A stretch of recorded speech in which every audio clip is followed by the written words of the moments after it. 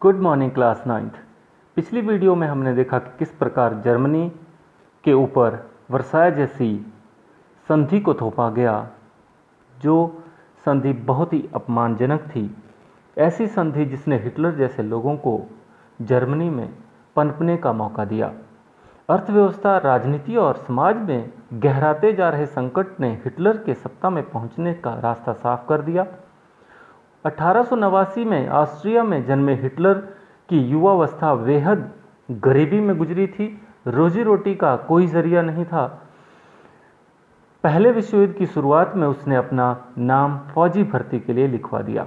1919 में उसने German workers party नामक एक छोटे से समूह की सदस्य ले ली।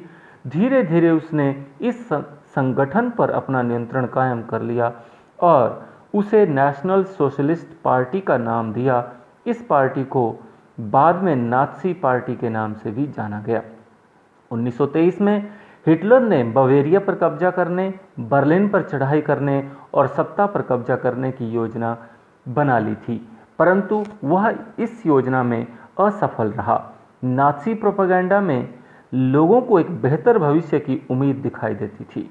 1929 में नात्सी पार्टी को जर्मन संसद राइक्सटैग के लिए हुए चुनावों में महज 2.6% वोट मिले थे।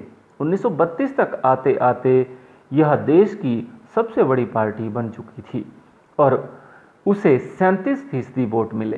हिटलर जबरदस्त वक्ता था। उसका जोश और उसके शब्द लोगों को हिलाकर रख देते थे। वह अपने भाषणों में एक शक्तिशाली राष्ट्र की स्थापना, वर्साय संधि में हुई नाइंसाफी के प्रतिशोध और जर्मनी समाज को खोई हुई प्रतिष्ठा वापस दिलाने का आश्वासन देता था। उसका वादा था कि वह बेरोजगारों को रोजगार और नौजवानों को एक सुरक्षित भविष्य देगा। उसने आश्वासन दिया कि वह देश को विदेशी प्रभाव से मुक्त कराएगा और तमाम विदेशी साजिशों का मुंह तोड़ जवाब देगा। हिटलर ने राजनीति की एक नई शैली रच दी थी। 30 जनवरी 1933 को राष्ट्रपति हिंडनबर्ग ने हिटलर को चांसलर का पदभार संभालने का न्योता दिया। यह मंत्रिमंडल में सबसे शक्तिशाली पद था तथा तब तक नात्सी पार्टी रूढ़िवादियों को भी अपने उद्देश्यों से जोड़ चुकी थी। सत्ता हासिल करने के पश्चात हिटलर ने लोकतांत्रिक शासन की संरचना और संस्थानों को भंग करना शुरू कर दिया। वाइमर संविधान में इन अधिकारों को काफ़ी महत्वपूर्ण स्थान प्राप्त था। इसके बाद हिटलर ने कट्टर शत्रु कम्युनिस्टों पर निशाना साधा। ज़्यादातर कम्युनिस्टों को रातों रात कंसंट्रेशन कैंपों में बंद कर दिया गया। कम्युनिस्टों का बर्बर दमन किया गया। लगभग 5 लाख की आबादी वाले ड्यूसलडॉर्फ शहर में गिरफ्तार किए लोगों को 6808 फाइलों में 1440 सिर्फ कम्युनिस्टों की थी। नात्सियों ने सिर्फ कम्युनिस्टों का ही सफाया नहीं किया। नात्सी शासन ने कुल 52 किस्म के लोगों को अपने दमन का निशाना बनाया। पूरे समाज को नात्सियों के हिसाब से नियंत्रित और व्यवस्थित करने के लिए विशेष निगरानी और सुरक्षा दस्ते गठित किए गए। पहले से मौजूद हरी वर्दीधारी पुलिस और स्टॉर्म ट्रूप्स के अलावा गेस्टापो, एसएस और सुरक्षा सेवा का भी गठन किया गया। इन नवगठित दस्तों को बेहिसाब असंवैधानिक अधिकार दिए गए और इन्हीं की वजह से नात्सी राज्य को एक खूंखार आपराधिक राज्य की छवि प्राप्त हुई। पुनर्निर्माण।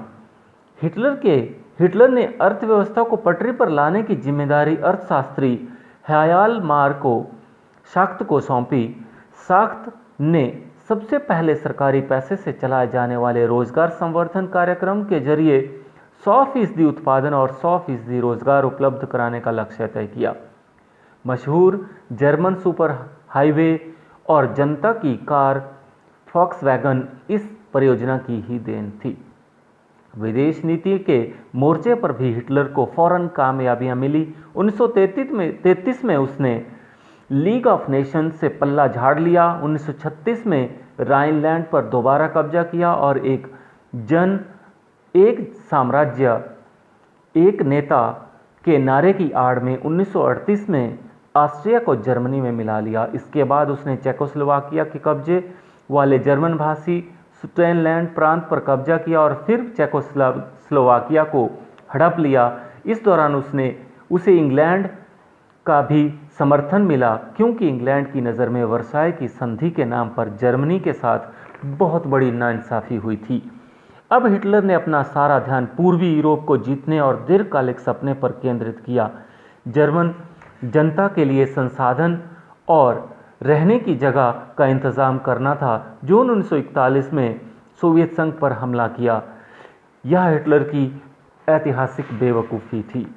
इस आक्रमण से जर्मन पश्चिमी मोर्चा ब्रिटिश वायु सैनिकों के बमबारी की चपेट में आ गया, जबकि पूर्वी मोर्चे पर सोवियत सेनाएं जर्मनों को नाको चने चबवा रही थी। अमेरिका इस युद्ध में फंसने से लगातार बचता रहा। अमेरिका पहले विश्व युद्ध की वजह से पैदा हुई आर्थिक समस्याओं को दोबारा नहीं झेलना चाहता था, लेकिन वह लंबे समय तक युद्ध से दूर भी नहीं रह सकता था। पूर्व में जापान की ताकत फैलती जा रही थी। उसने फ्रेंच इंडो चाइना पर कब्जा कर लिया था और प्रशांत महासागर में अमेरिकी नौसैनिक ठिकानों पर हमले की पूरी योजना बना ली थी। जब जापान ने हिटलर को समर्थन दिया और पर्ल हार्बर पर अमेरिकी ठिकानों को बमबारी का निशाना बनाया, तो अमेरिका भी दूसरे विश्व युद्ध में कूद पड़ा। यह युद्ध मई 1945 में हिटलर की पराजय और जापान के हिरोशिमा शहर पर अमेरिकी परमाणु बम गिराने के साथ खत्म हुआ। नस्लवादी राज्य की स्थापना। सत्ता में पहुंचते ही नाजियों ने शुद्ध जर्मनों के विशिष्ट नस्ली समुदाय की स्थापना के सपने को लागू कर दिया। सबसे पहले उन्होंने विस्तारित जर्मन साम्राज्य में मौजूद उन समाज या नस्लों को खत्म करना शुरू किया जिन्हें वे अवांछित मानते थे। जर्मन में रहने वाले जिप्सियों और अश्वेतों को पहले तो जर्मन नागरिकता छीन ली गई, बाद में उन्हें मार दिया गया। सन 1933 से 38 तक नाजियों ने यहूदियों को तरह तरह से आतंकित किया। उन्हें दरिद्र और आजीविका के साधन उनसे छीन लिए, उन्हें शेष समाज से अलग कर दिया, यहूदी देश छोड़कर जाने को कहा। 1939 से 45 के दूसरे दौर में यहूदियों को कुछ खास इलाकों में इकट्ठा करने और अंततः पोलैंड में बनाए गए गैस चैम्बरों में ले जाकर के मार देने की रणनीति अपनाई गई। आर्य जैसे लगने वाले पोलैंड के बच्चों को उनके माँ बाप से छीनकर जांच के लिए नस्ल विशेषज्ञों के पास पहुंचा दिया गया। अगर वे नस्ली जांच में कामयाब हो जाते तो उन्हें जर्मन परिवारों में पाला जाता, और अगर ऐसा नहीं होता तो उन्हें अनाथ आश्रमों में डाल दिया जाता, जहां उनमें से ज़्यादातर मर जाते थे। जनरल गवर्नमेंट में कुछ विशालतम घेटों के गैस चैम्बर भी थे, इसलिए यहाँ यहूदियों को बड़े पैमाने पर मारा जाता था। बाकी बचा हुआ पाठ का हिस्सा हम अगली वीडियो में पढ़ेंगे। कोरोना से बचें, सुरक्षित रहें।